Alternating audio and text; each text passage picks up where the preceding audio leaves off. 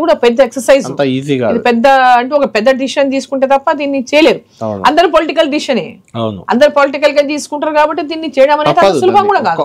ఇప్పుడు ఈవెన్ తాయిలాలు, ఇప్పుడు మండలాలు కూడా ఇప్పుడు చెప్తానంటే ఇప్పటికే ముఖ్యమంత్రి గారికి కూడా చెప్తున్నాను మీ ద్వారా, మండలాలు అయితే ఖచ్చితంగా రీఆర్గనైజ్ చేయాలి.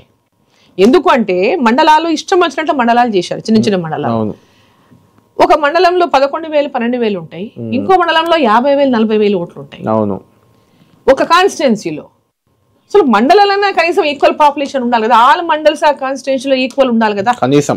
రేపు కాన్స్టిట్యున్సీ డీలిమిటేషన్ అయినా కూడా ఇవన్నీ ఎట్లా డీలిమిటేషన్ చేస్తారు, ఎట్లా కరెక్ట్ మన తెలంగాణలో చాలా ఇబ్బందికరమైన పరిస్థితి.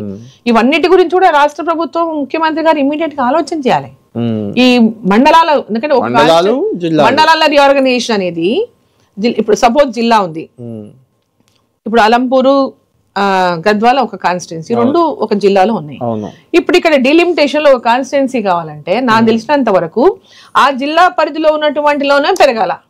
అంటే అట్లా లేదు డీలిమిటేషన్. అంటే ఇంతకుముందు సిస్టమ్ మనకు పునర్విభజనలు ఉన్నది ఏంటంటే ఒక పార్లమెంట్ లో 7 అసెంబ్లీలు ఉన్నాయి, దాన్ని 9 చేయాలనే సిస్టమ్ పెట్టారు. అది 9 చేయాలి, ఓకే 9 చేయాలి. అప్పుడు జిల్లాలు తేడా వచ్చేస్తాయి.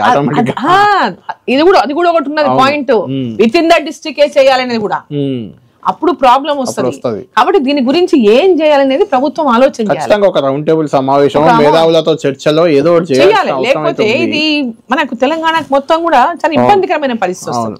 దీని మీద ఎక్సర్సైజ్ చేయాలి, దీని మీద దృష్టి పెట్టాలి ప్రభుత్వం. ఎలక్షన్ల కంటే ముందు, ఈ లోకల్ బాడీ ఎలక్షన్ల కంటే ముందు ఈ ఎంపీటీసీలది జెడ్పీటీసీలది ఇదంతా రీఆర్గనైజేషన్ చేస్తే తప్ప వ్యవస్థని దాన్ని కరెక్ట్ గా చేయకుంటే ఇది ఇట్లనే కరెక్ట్.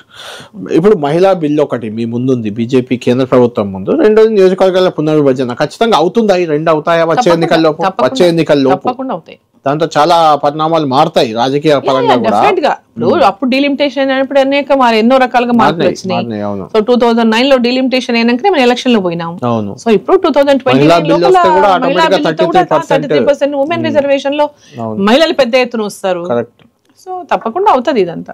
అయితే దీనిపైన తెలంగాణకు ముఖ్యంగా సౌత్ కి ఏదో నష్టం జరుగుతుంది, నియోజకవర్గాలు ఇక్కడ తగ్గుతున్నాయి అక్కడ పెరుగుతున్నాయి, పొలిటికల్ గా మాట్లాడే మాటలు తప్ప అట్లాంటి అవకాశం లేదు. ఎక్కడ ఎన్ని పెరగాలో ఏ స్టేట్ సంబంధించి ఆ స్టేట్ ప్రకారం ఆ పాపులేషన్ ప్రకారం కాకుండా అక్కడ పర్సెంటేజ్ ప్రకారం ఏ స్టేట్ లో ఎన్ని పెంచాలని దాని ప్రకారం పెంచుతారని అనుకుంటున్నాను. ఇంకొక కీలకమైన బిల్లు కూడా ఇప్పుడు పార్లమెంట్ ముందుంది, దానిలో మీరు కూడా భారత రాజ్యాంగ సవరణ ఏకంగా దానికి అందులో మెంబర్ గా ఉన్నారు. ఆ కమిటీలో సబ్ కమిటీలో పార్లమెంటరీ కమిటీ 2-3 రోజులైంది కదా, అంతే కదా, దాంట్లో మీరు మెంబర్. ఇప్పుడు సీఎం ని ప్రధానమంత్రిని కూడా ప్రాసిక్యూట్ చేయాలి 30